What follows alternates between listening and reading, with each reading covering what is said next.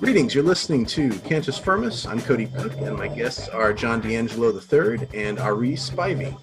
John was a former Marine deployed in Afghanistan, now the man behind antiwarwarvet.com, but you can learn more about him at his website or his story in my August 2019 episode where I had him guest. Aree is an artist behind Failed Kingdoms. You can find his singles on SoundCloud, Google Play, iTunes, Amazon, and Spotify. Maybe some more, but at least those. And so I've asked you guys here partly because you're cool dudes, and but also because I think we're all like libertarian Christians. I think you guys are maybe more radical than I am. I think you guys would both identify as anarchists. Is that correct? Yeah. Yes. Okay. So I'm not quite there, but I see the appeal. And I know that John in particular, it seemed that you had the same kind of puzzlement that I had with kind of how libertarians were trying to deal with COVID and the reaction to it, and it seemed like we were kind of all over the place. So that was basically that was the reason I wanted to get this thing started. But as we're recording this, we're kind of right in the middle of this whole controversy and reaction and protests and riots about the police killing of George Floyd in Minneapolis. And that sparked all these conversations about police brutality all over again. And while I don't usually like to talk about specific events, current events or politics specifically too much on the podcast, I kind of like every episode to be relevant no matter when it's listened to. I think there's some big picture stuff here that we really could get into by talking about these specific issues.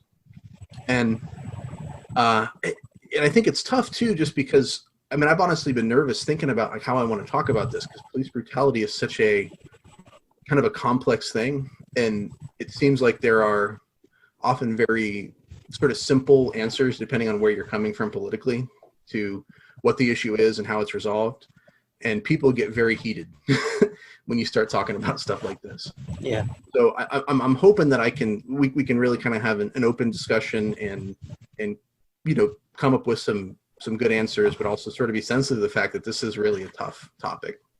So, yeah. Anyway, so maybe let's go on for that. So basically, with George Floyd, the one thing that I think everybody seems to agree on, that I know, even conservatives who normally are like pretty suspicious of police brutality charges, I think everybody seems to pretty much agree that the police officer who handcuffed Floyd, put him on the ground, put his knee and body weight on the man's neck until he died from lack of oxygen. I think pretty much everybody agrees that this guy's a killer and that he ought to be held responsible. And actually, I think just today he was arrested. So I think there's not really too much disagreement that what this officer did was shameful, anti-human, indefensible. But after we say that, there's a lot less agreement because it seems that how you see this incident kind of depends on the political narrative you filter the world through. And I don't want to talk too much, but I'll say just one thing really quickly, and then maybe we can open it up a little. I'm kind of reading this in light of an essay that was written by Arnold Kling, an economist, called The Three Languages of Politics. And he sees basically all political issues placed into one of three dichotomies. There is a progressive, arguably Marxist, but also progressive dichotomy that sees every political issue through the lens of oppressor and oppressed. There's a conservative dichotomy that sees things through order and chaos. And then finally, there's a libertarian dichotomy that sees things through freedom and coercion. And so in an issue like police brutality, a conservative is likely to see the police as agents of order, and anybody who that they have any kind of conflict with necessarily then is this agent of chaos. And so the police need to be supported to stop the chaos from reigning. And a conservative would likely look at riots that are going on right now and say, well, there you go. Now, a progressive would see that obviously very differently. And I think the progressive narrative is closer to this oppressor-oppressed thing. But it's still not perfect as far as I can see it, because there are going to be examples where that doesn't fit. I think about like what happened in Ferguson, where all these protesters just knew that Michael Brown was innocent simply because he was black and a white police officer killed him. And he became this sort of de facto face of the movement and really ended up not being its best face. And so it turned out that obviously while police brutality is a problem, there was this simplistic filter that was put on this situation before any data or evidence was put forward. And so, despite the fact that I think we've seen where that doesn't work, this kind of Marxist progressive narrative seems to persist. I've got progressive friends on Facebook who are defending riots, not just explaining the psychology of why they happen, but literally defending them. And even weirdly enough, going back and defending the French terror of the 18th century, because their political lens is, if you're an oppressed or disadvantaged class, everything you do is justified, and we don't have to hold you to any meaningful moral standard. And so I don't think that's the solution to the problem. And obviously the conservative lens isn't the solution to the problem. Because it just sort of assumes the basic innocence of police because they're the sheepdogs keeping us sheep safe from the big bad wolves of the world. So that's a lot of background to try to maybe kind of lay out this topic to talk about it. But as you guys look at this issue, how are you reading it? Did any of those filters seem to make sense of it, or is there something else that I'm missing? Yeah, I think the progressive lens really it really does have it doesn't nuance the entire situation enough. And I think that even in terms of the conservative lens, it doesn't nuance the situation enough either, because I know this from experience with talking to a lot of guys right now about this particular situation, and they instantaneously resort to apologetics for law enforcement, and I think that's so problematic, because it's almost like it makes light of what's actually going on in terms of this situation, and in terms of the libertarian, in terms of a libertarian point of view. I think there's a lot more leeway actually in terms of a libertarian point of view, because we can actually nuance it better than the liberal narrative, better than the liberal point of view and the conservative point of view actually can, because libertarians, we can admit that there's probably racial tyranny in terms of law enforcement, and we can also admit some of the things that conservatives actually talk about. And so I think the libertarian position is actually meets in the middle. And not only that, we also, libertarians, we also can recognize the fundamental problem in terms of dealing with state law enforcement, and it's the very fact that they claim to have this monopolizing political authority to do things that we ourselves couldn't do as private citizens. And so I think in terms of a libertarian position, we have the ability to nuance it better than conservatives could, and liberals actually can. So from where you see it, the problem is not necessarily racism, even though that's a factor, but the real problem is violence, right? Right. It's basically violence to me. Yeah.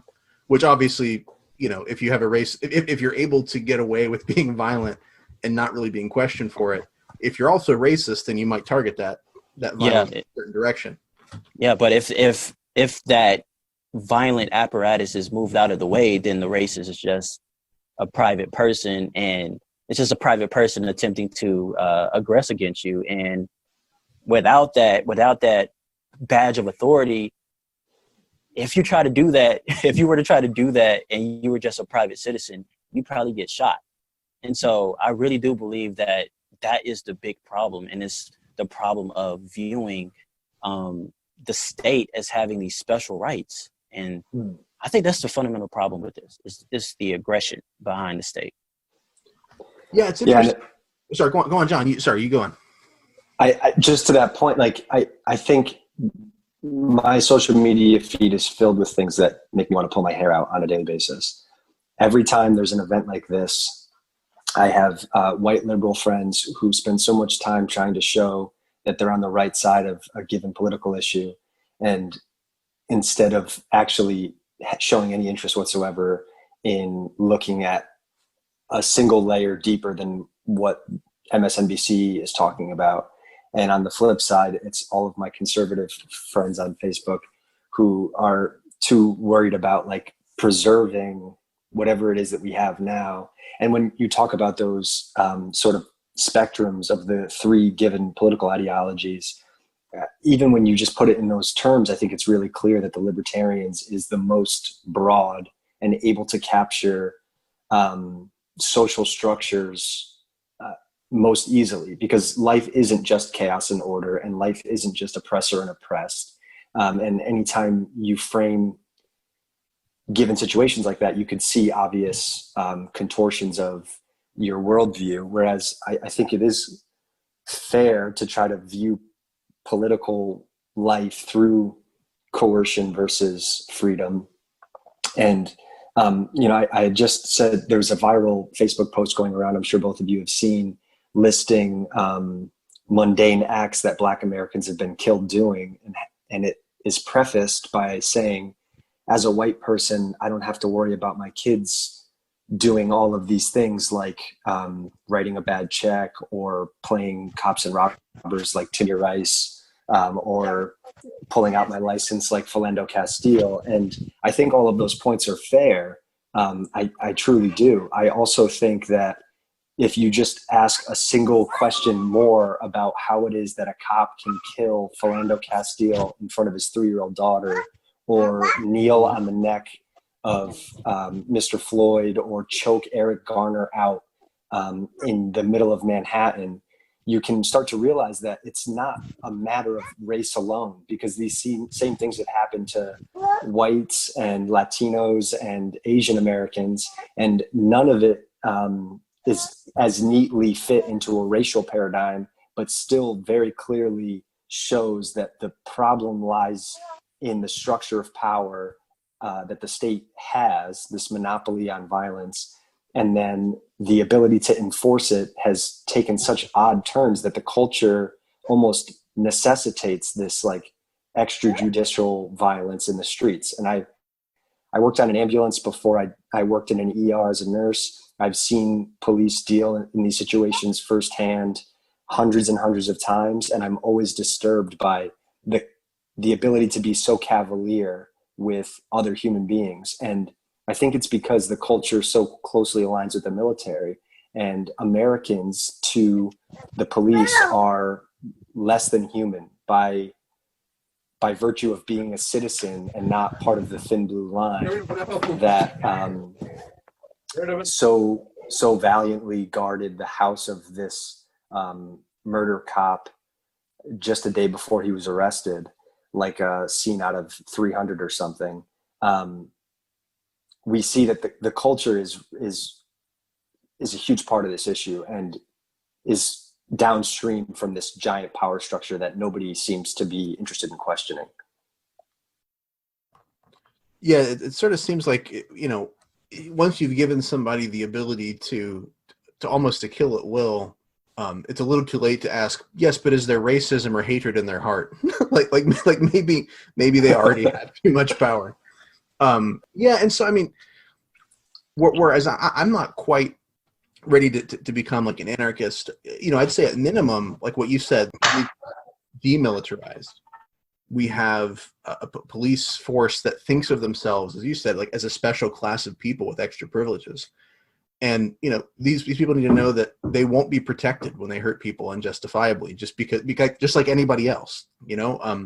If you believe that the state exists on behalf of the will of the people, then they don't have any special rights that we have. Then yeah, absolutely, cops should not have any special privileges or rights to do all this stuff with impunity or near impunity. And in addition, I think we need to be slashing our law code down to only the laws that we think are so important that we tolerate the police killing someone to enforce. Yes. And I think that's the thing. If you see a guy selling loose cigarettes on the sidewalk and that's against the law and you're a police officer, you're going to confront him about it. And if that turns into violence, you have to be willing to say, well, it was worth it because he was selling loose cigarettes on the sidewalk. Yeah. Right. Yeah, and when Nancy Pelosi looks really nice in her suit, but she is and I use her as just an example of a person in power. And pick up a politician that's involved in legislation. They are the crux of the issue, not the law enforcer, though I don't excuse them for their sins. I think that it's important to recognize just that. We've over-criminalized every aspect of American life. So, what I kind of presented was almost like a minarchist view. Like we may need the state to do some things, but obviously what it's doing now is not legitimate. Whereas I think you guys come from this more like anarchist perspective. And the difference between the two is that where I might say, well, maybe the state's a necessary evil. Maybe in order to protect a greater expression of our rights to life, liberty, and the pursuit of happiness, we have to institute a state that is kind of there to, protect those a little bit, even though ultimately the state gets in the way of those things. The hope is that ultimately the state will allow you greater expression of those than if there were no state at all. And there's the kind of Mad Max vision of society where, they're just sort of, gangs of people with machine guns roving the streets because there's no social order. But the way you guys would look at it, the state is, just this instigator of force, of violence. And so there's really no legitimate use for that at all. And Aree, you didn't use this word or this phrase, but this notion of polycentric law, that maybe we should, instead of having a public police force that serves the government, we have private police forces that serve customers. And, obviously don't want the kind of PR nightmare that this kind of thing causes.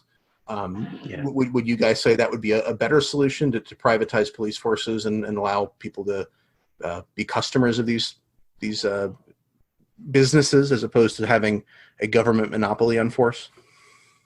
Well, even in terms of this is how I tend to argue for what you just said in terms, because the vast majority of people that I talk to when we talk about government, they're not anarchists, and so what I basically say is that people kind of understand that monopolies are bad. They'll bring up like Rockefeller, and people understand this. People just have this understanding that monopolies are a bad thing, and so I just say, well, I don't want to do away with the courts and whatnot that are here right now. You can even the law enforcement officers can stay here right now. All I would want and all I would advocate for is that they don't have a monopoly on the things that they do. So independent law rights enforcement agencies, which pretty much function just like state police forces, they can now participate and compete with the state police forces. And so that's one of the ways. So I would agree with you that, you actually said that really well. But I find that people tend to be fidgety about, going from a state to no state. So I pretty much say that, look, it's not the very fact that these things are here. It's the very fact, it's the point of how they're used and what they do. So you can have Nancy Pelosi here and do all that and, do whatever they do. But the point is that they cannot violate people's fundamental rights as human beings. And as long as they don't do that, they can function in whatever capacity you deem fit, as long as it's not aggressing upon somebody else's rights. And so I pretty much argue that you can keep your courts, you can keep your law enforcement, you can keep all of that, but just don't violently stop people from doing the same thing. In the issue of law enforcement, something like 60 or 70% of all American law enforcement or security is private security anyways. And so the monopoly really rests in the enforcement of written laws from government.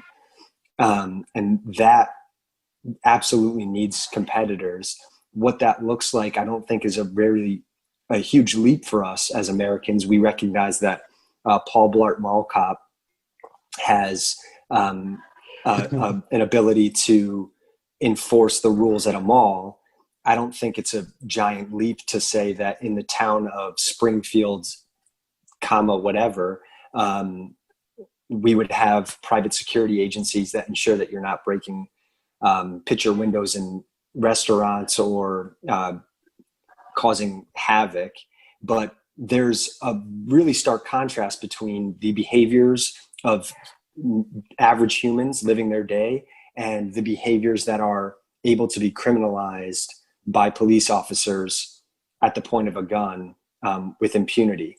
And so, with this case with Eric Garner or with Mr. Floyd, I think it's important that we really think hard about what Cody was saying. Every one of these laws can devolve into murder or the death of an individual. Let's not frame it so toxic. And what are we comfortable killing another person to make sure Americans aren't doing? And we can apply that today to the COVID lockdowns and other seemingly mundane activities, all the way up to capital murder. But I think we need to think much more critically about that. And when there's issues like this one that arise with a police killing and questions of police brutality, we never look that deeply beneath the surface. Yeah. So do you think that if all of our government police force were replaced by Paul Blart Mall Cop, do you think we'd be in a better situation? Absolutely, I do. I would only want one law in the books, and it would be that he has to use the Segway 100% of the time. Yeah, I agree. Okay, so I think we can transition pretty well from there into all this kind of COVID stuff, because we're kind of talking about anarchism and minarchism. And so the minarchism thing that I presented was just that, government maybe has to exist, but we don't want it doing more than it needs to. And as I read, for example, Romans 12 and 13, I see something there. Like, it seems to me that, Christians will sort of almost live like anarchists, right? We have a king that we follow, and that's Jesus. And his directives, his laws are what we're concerned about. But we'll respect the fact that we're on foreign soil, essentially on the soil of demons. And, according to Deuteronomy 32, 7 and 8 perspective, or 8 and 9, somewhere in there.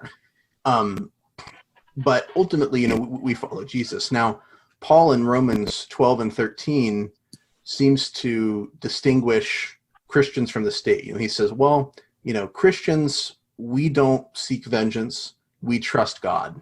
And then you get to 13, and he seems to say, well, one of the ways that God seeks vengeance against evildoers is through the state. Now, I think Paul is misunderstood if you think that Paul is saying the state always does what's right and can never be reformed or never criticized. But he does seem to possibly argue that there's a legitimate role for the state.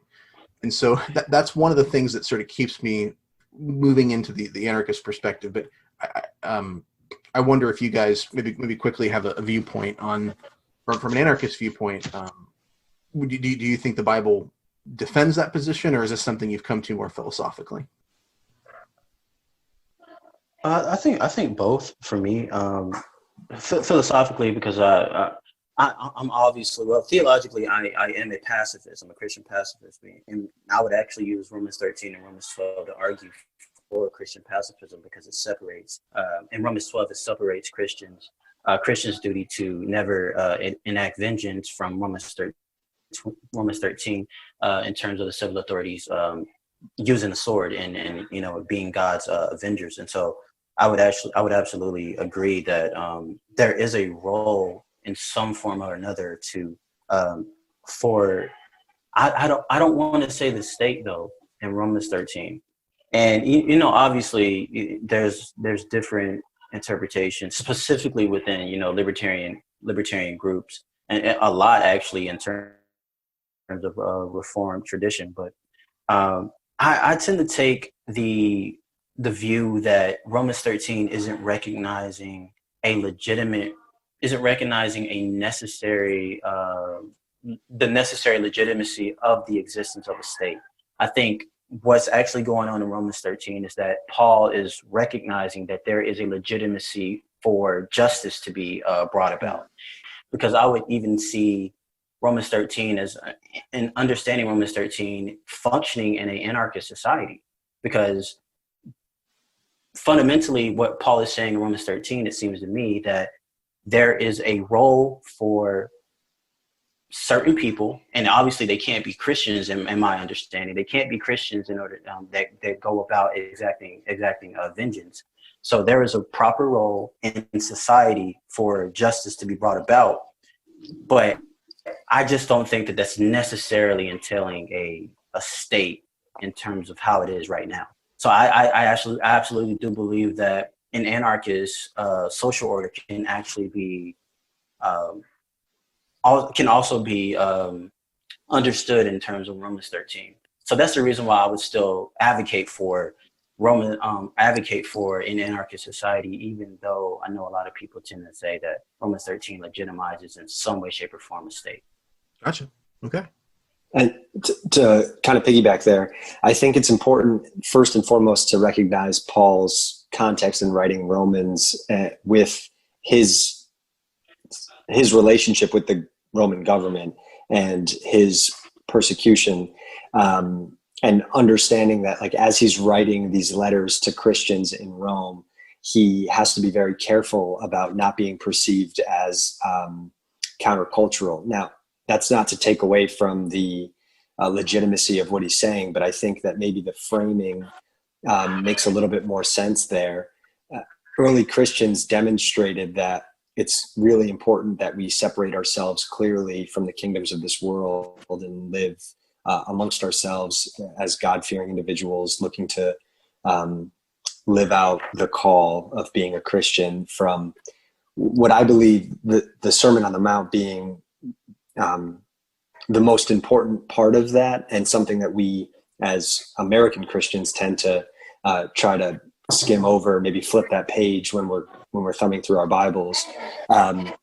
So I don't disagree with anything that's being said, but I think that ultimately the idea that government per se, as we understand it, is just to do good, as Paul said. I think everyone understands that there's been governments that have done bad, and we don't have to call Hitler to the fore to demonstrate that. I mean, there's been governments throughout all of world history, including at the time of the Roman Empire, the Roman Empire being the most obvious one, that did terrible things to people that wouldn't align with Christian values.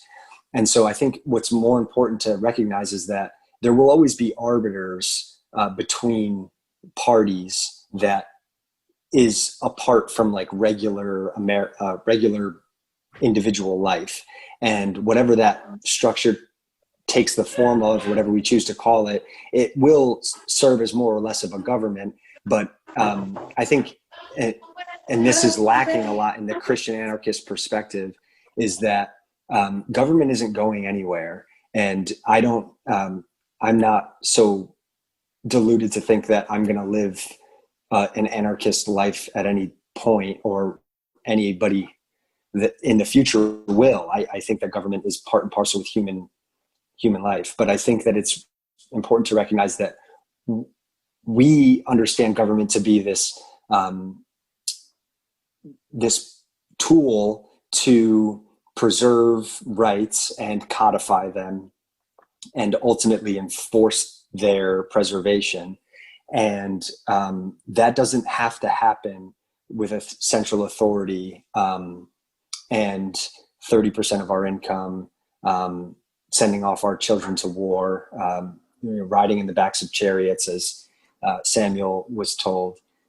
And so I think it's really important that, like, this is I get really irritated by Christian anarchists, particularly speaking in absolutes, because we are taking a very subversive minority opinion. And so it's important to be really, really precise with what we're saying. I don't think Christian anarchists can argue that living without a government is God's call. I do think that it's the preferred social order. And I think that we can understand Romans 13 through the context that I just gave and be satisfied with the way that society is structured and still maintain an anarchist lifestyle. But I also think it's important to recognize that, like, life as we know it right now is so complex, and we can take the COVID situation maybe to elucidate that there are so many layers of power and influence and incentive involved, those are the things that I'd much rather see peeled away than just the simple fact that we all agree it's important to vote every 2 to 4 years. Gotcha. So I guess moving more directly into the COVID discussion, do you guys think the United States government should, or states in the United States, should have done something about COVID? And if so, what? Should it have been law? Should it have been guidance? What would have been reasonable, legitimate, and fair to do? So I work as an ER nurse, and I have seen a lot of this stuff, on the forefront. I have said before, it's so ridiculous that I finally got away from being thanked for my service, from being a Marine, that I always rankled at and wished never happened, and then became a nurse during a global pandemic. And I have to see more yellow ribbons tied around trees. But this whole thing, I think it's easy now with relative hindsight to say, yeah, I think it's appropriate that you can take the position that government didn't need to do anything. I wrote a piece for the Libertarian Institute in March, arguing that we have to be a lot more nuanced about the way that we as libertarians approach COVID, because it is a novel virus and it offers challenges that we are unfamiliar with and that make things messy. I still maintain that position. I don't blame anybody involved in any of this. And I don't see the same conspiratorial angles that a lot of people do in this community. Also, I think that this could have been solved in a private society, or not solved, but dealt with to more or less the same efficacy. I'm not sure that centralizing resources and then dispensing them to various communities has ever borne better results than free trade and the ability for free prices to dictate where resources go. So the idea that like tests wouldn't be where they needed to be, or ventilators or anything, I think is crazy to argue if anyone's opened an economics book, and I know that we all have.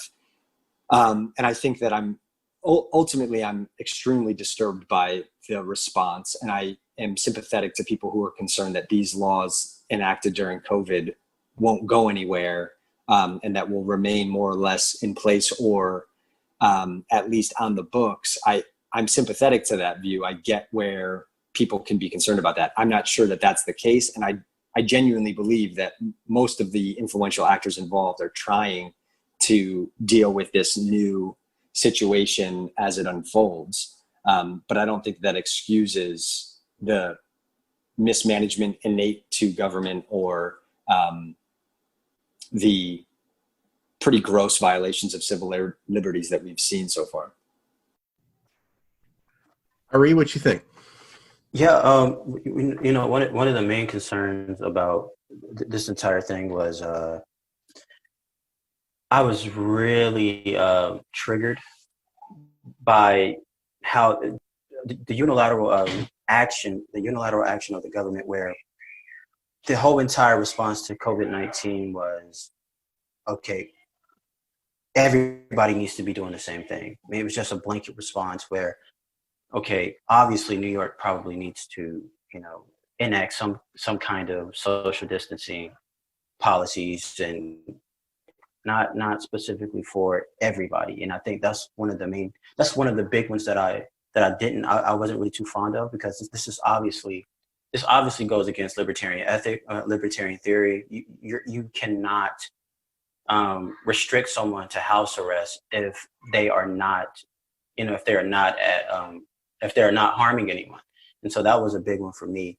So I think what needed to happen in terms of the government's response was to nuance the response a lot more, and to not just have this one size fits all solution for curbing the COVID-19 virus. So I think what should have happened was look at your own state, make sure that what's going on, what are the demographics, what could possibly happen within the next couple of months or so, and do that accordingly. So don't just shut down the entire state, because obviously there's going to be economic impact that is absolutely important in this discussion.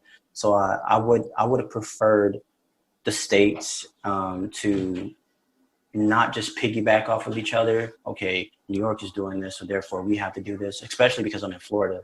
And COVID really didn't hit us that hard.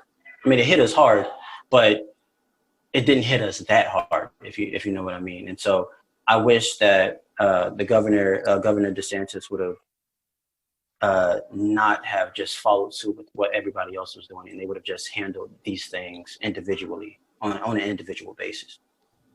We know a lot more now about the virus than we did in mid-March when we decided to lock the entire country down. But the idea of even geographical decentralization for response being state by state, I don't think is sufficient, because in Connecticut, where I live in Eastern Connecticut, which has remained virtually untouched by COVID relative to other areas, including in Connecticut, where Central and Southwestern Connecticut saw significantly more cases. It turns out that this virus wasn't what we anticipated, thank goodness. But again, I don't blame an overreaction initially when we consider the governmental sort of structuring that we have to deal with. But to have it have gone this long and to be so seemingly arbitrary and authoritarian in its enforcement, from cases of mothers being ripped from their kids at parks and surfers alone on beaches being pulled in by several officers. I mean, there's plenty of cases to find of areas where, when everything is a hammer, or when you're a hammer, everything is a nail. And so that's more or less the situation that we're dealing with now with COVID. And it's really disappointing to see, and unfortunately will not cause the reckoning that I think we require. Yeah, I was inclined to be kind of open to a government response early on. Maybe partly because I have some those kind of minarchist leanings, but it seemed to me that, I mean, two reasons why it seemed consistent with libertarianism to me to respond. One was because if you are a minarchist and you believe that there are minimum roles for the state to perform, one of them I would have to imagine would be managing a pandemic. and in addition to that, while I understand what you're saying about house arrest for people who aren't actually sick being over the top because they're not really a threat yet, it does seem to me that when there is, at the time we didn't know exactly how bad this could be, when there is this severe danger, if people aren't quarantining, then they're making a choice to put other people at risk, and that seemed to me to be at least a light grade violation of the non-aggression principle that libertarians hold to. So early on, it made sense to me for the government to have a response and maybe even some regulations and orders. But as it's gone on, my reflection on this has changed a little bit, because it seems to me that for the most part, people took it seriously who would have taken it seriously even with just government suggestions or guidance.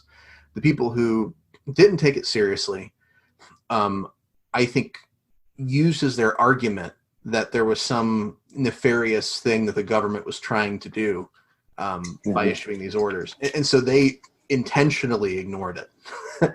And so considering that, like, as you said, like these examples of government overreach, police, pulling people out of the water and stuff, it's like, well, wait a second, I thought we were trying to get people to not like touch each other and get close to each other. How does that make sense? So, I mean, considering that it wouldn't make sense to strongly enforce these things, and giving actual like laws or guidance is only going to be reacted negatively to by certain people, maybe just like, non-coercive guidance would have been the smartest thing to do. And it also could have kept maybe some businesses open, and hopefully they would have at least tried to follow some of this guidance. But if people are going to ignore it anyway, why not just make it guidance? Right. And I mean, it's the point has been made a million times over, but no epidemiologist can draw upon education or training or experience that they've had to make broad, sweeping social edicts that are appropriate for a virus, regardless of whether or not they understand the intricacies of how a pathogen is transmitted. So, you know, we've probably all heard this, but issues like cancer patients not getting the treatment that they need, and the UK coming out and saying early on, this was like a month ago in April, that more patients would die from lack of cancer care and pre-screenings than would of coronavirus, or the big reduction, and I've seen this anecdotally and been talking about it in my own ER, the big reduction in patients with like chest pain and stroke symptoms, stuff that we see regularly in the ER, just wasn't there for 6 weeks. Those people weren't not having those symptoms at home because they found a new peace in being locked down, and therefore didn't have these health problems. These people had them and then waited on them, waited on seeking care until absolutely necessary. And I saw the tangible results of this several times myself. And this coming from someone who works in a 24-bed ER. I'm not working in a metropolitan area. So this has been a huge distortion of the way that we access care and interact with each other and interface with health. And I think it's really important that and I know we won't do it, I think it's important that we really reckon with how we use things like CDC guidance and the government to respond to these sort of atypical challenges, because this will absolutely have a net negative regarding government response than would have been the case if COVID were allowed to run rampant. And I know that's easier for me to say now that we're in late May, but I'm just really disappointed that we as a society will never really consider the structures and the deference for experts and the centralization of information with very little understanding about unforeseen circumstances being so ingrained with public policy. One thing I was maybe interested in doing, if you guys would be cool with this, is maybe quickly going over some stupid political talking points that I noticed during this whole thing. I've got a few that I noticed conservatives giving, a few that libertarians gave, a few that I noticed liberals giving. And if you'd be cool with that, maybe we'll go through a couple of these. Yeah. So I'll start with a couple of the conservative ones that I saw, and I'll kind of group these together.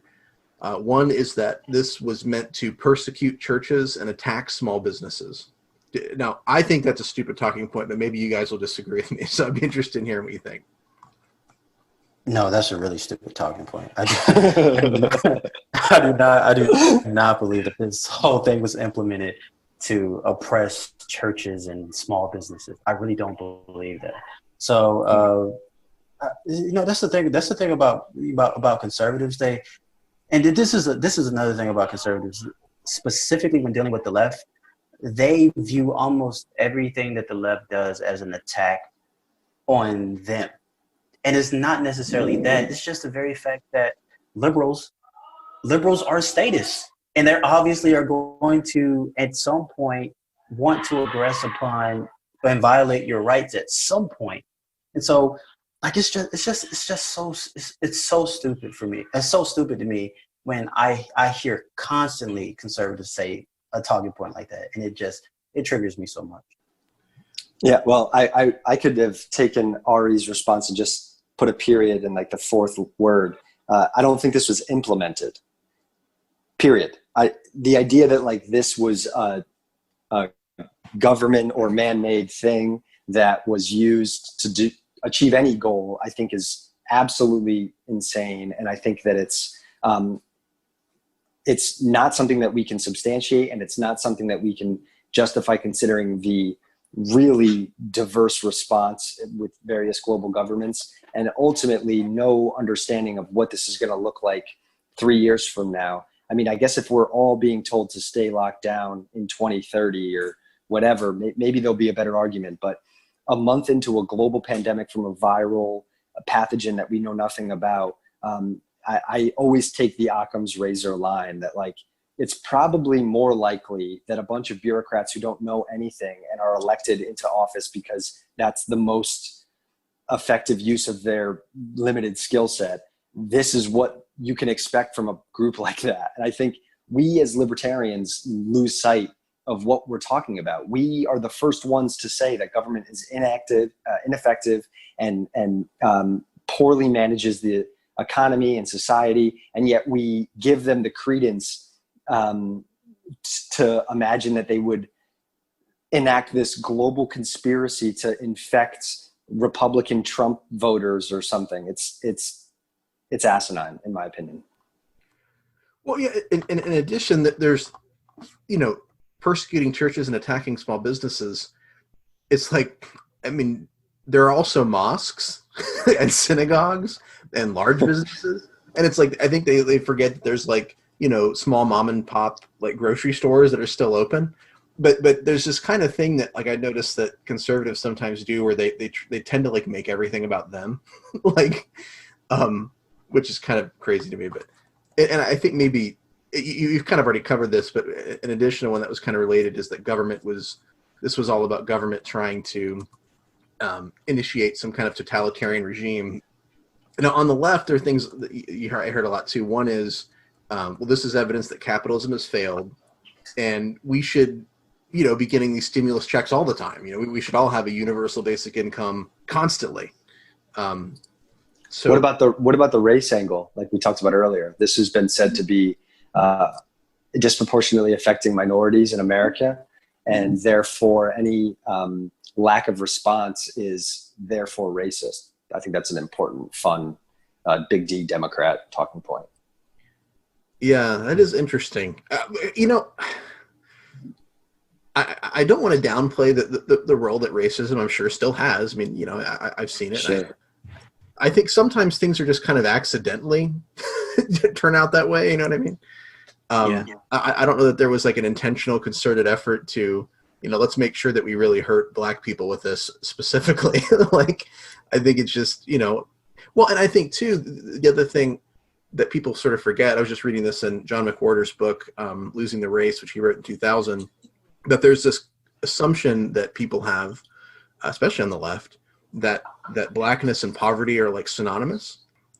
When the reality is, at least in 2000, when McWhorter was writing this, only about 20 to 25% of African Americans were living in poverty. But anyway.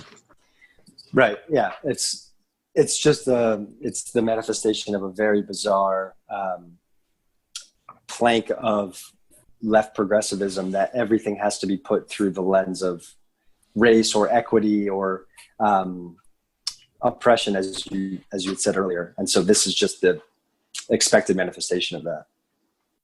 But was this evidence? Sorry, go on, Aree. Yeah. So, I mean, coming from it, as a black man, you see this stuff in my community a lot. And so, just out of the experience, I know for a fact that we are raised to see that if there's any disparity whatsoever in terms of whatever it may be, let's say in terms of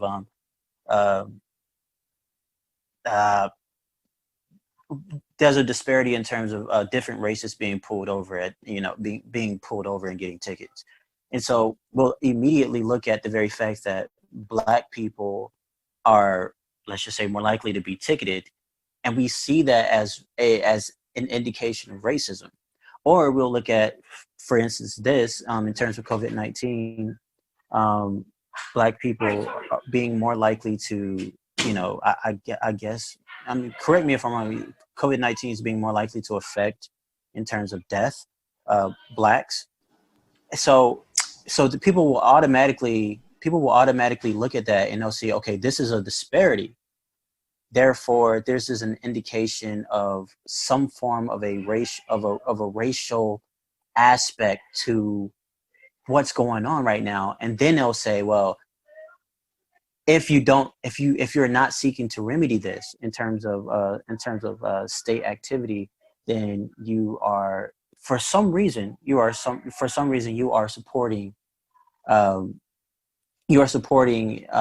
inequity that's going on within this country. And it's like, well, maybe like you said, Cody, maybe it's just the very fact it just happened. Like, well, why does it always have to be like we're being like black people are being oppressed in this particular situation? What if it's just it just happens? It just happened. And so I think for me, I really had to get out of that, dichotomy. Either it's racism or it's not racism. I had to learn how to nuance pretty much the entirety of society as much as I possibly can, because obviously a disparity doesn't necessarily equal inequity. And so that's a really big one in terms of the Black community. And I think we need to deal with that a lot more, because that really plays a big factor in terms of how we see racially involved issues in terms of disparities. Yeah, well, it's somewhat off topic, but a lot of stuff you were saying made me think of that book I just mentioned, John McWhorter's Losing the Race, which he writes as, he's not exactly a conservative, but he's primarily known as a linguist, but he's written a little bit on racial issues because he is, I think, skeptical of the kind of critical race theory stuff. Like, I think a big part of his argument is that, slavery and segregation has a lasting effect in Black culture, and which he blames that primarily on a lot of the issues that are sometimes blamed on present day racism. And so one example he would give is like the education gap. So you talked about the rates of people being pulled over, and the education gap is often blamed on, okay, well, maybe it's bad inner city schools that are underfunded. And then he looks at the data and points out, well, this is also true of middle class African Americans. It's like, okay, well, maybe that's not it. Maybe then these kids are just discouraged from learning. They don't want to learn because they're made to feel by racist teachers or whatever that they can't succeed. And McWhorter's whole thing is, well, actually, this is something that's been internalized in the past and brought down from generation to generation. That at one point, white people made Black people feel like they couldn't succeed, that they couldn't learn, they couldn't be as intelligent as white people.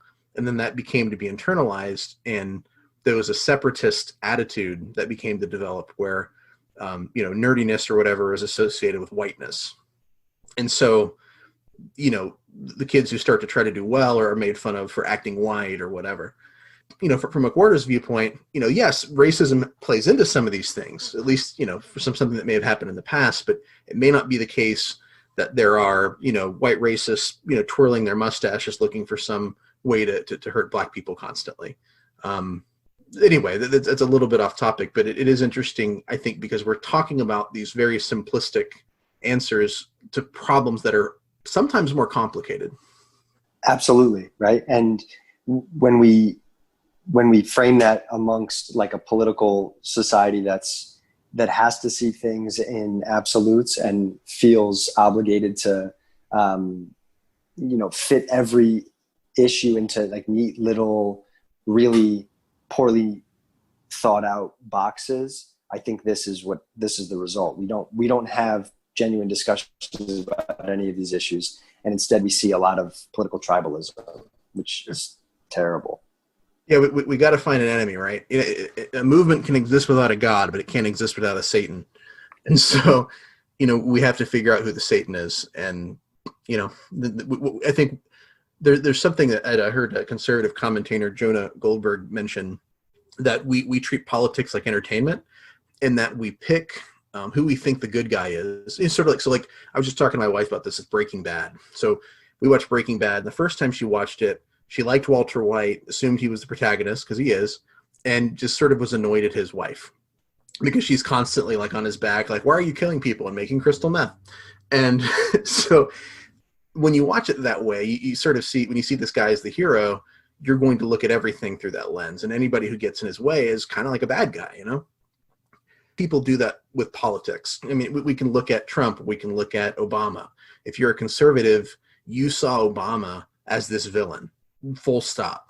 And you know, he was maybe there's this smaller cast of characters like Pelosi or Schumer or whatever, but ultimately the liberals are the bad guys. And then Trump comes around, and even though Trump isn't a conservative and doesn't believe in conservative values, you once you've decided he's the good guy, you're going to, you know, be okay with just about anything he does. He can Walter White and, you know, shoot people and on the street on Fifth Avenue or make crystal meth or whatever he wants to do. But he's the good guy. So, you know, and anybody who gets in his way is the bad guy.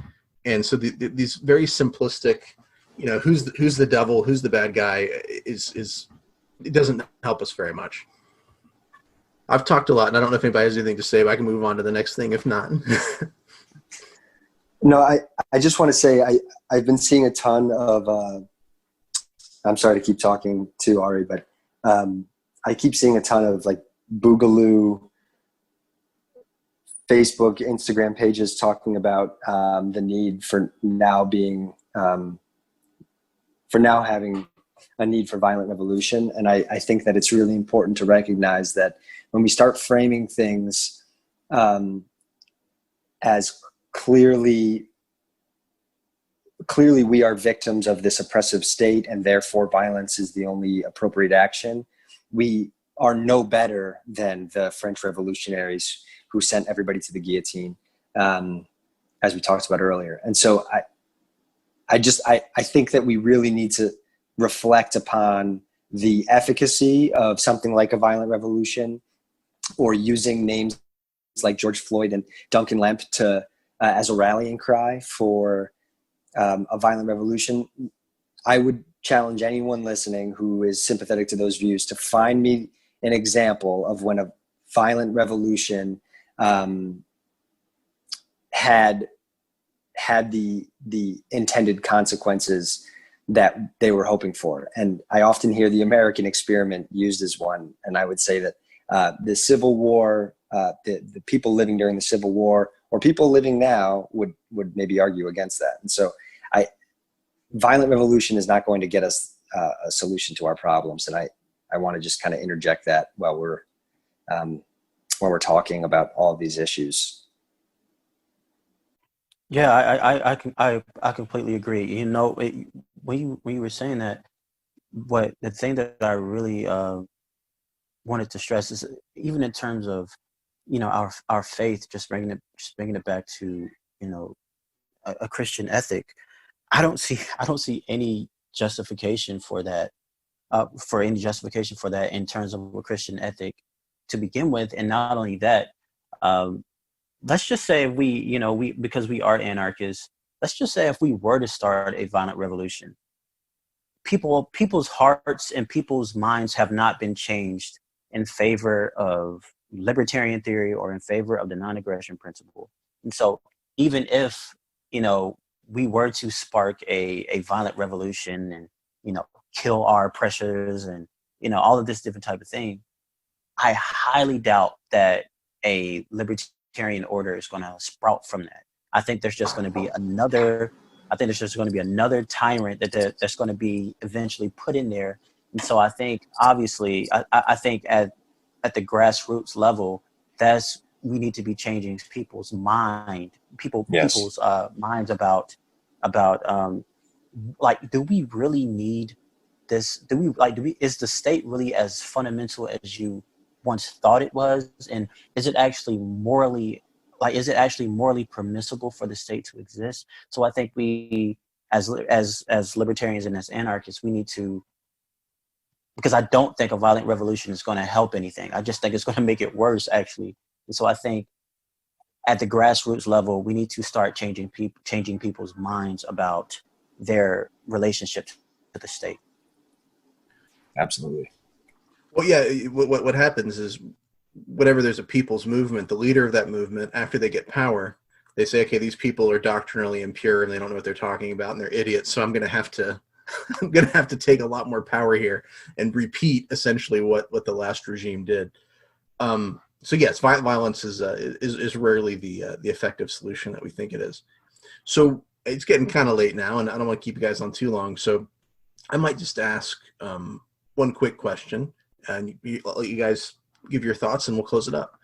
So leaving aside this question, what the government should have done about COVID, what should we as Christians have done at the time, and what do you think we should be doing now? I think that we should do the best that we possibly can to listen to the experts.